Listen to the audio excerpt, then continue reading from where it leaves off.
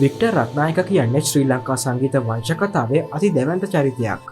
ඔහු සිංහල සංගීතයට නැතුවම බැරි ආදේශක නොමැති චරිතයක්. 1942 වර්ෂයේ පෙබරවාරි 18 වනදා කඩුගන්නාව ප්‍රදේශයේ උපන් ඔහු කුඩා කල සිට හැදී වැඩෙන්නේ සංගීත ආභාෂය යටතේ. 1964 වර්ෂයේ ශ්‍රී ලංකා ගුවන්විදුලි සංස්ථාව ඔස්සේ සිය ප්‍රථම ගීතය එළිදැක් වූ ඔහු පසුව සංගීත උපදේශකවරයෙකු ලෙස අධ්‍යාපන අමාත්‍යාංශයට සම්බන්ධ වනවා.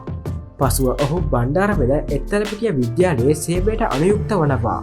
1973 වර්ෂයේ ජුලි 20 වනදා ඔහු ප්‍රේක්ෂකයන් වසඟයට ගත් සා ප්‍රසංගය කොළඹ ලුම්බිනි රඟහලේදී ආරම්භ කරනවා. වසර 39කට පසුව එම ප්‍රසංගමාලාව සමාප්ත කරමින් එහි අවසන් ප්‍රසංගය 2012 වර්ෂයේ ජුලි 20 වනදා ලුම්බිනි රඟහලේදීම ඔහු පවත්වනවා.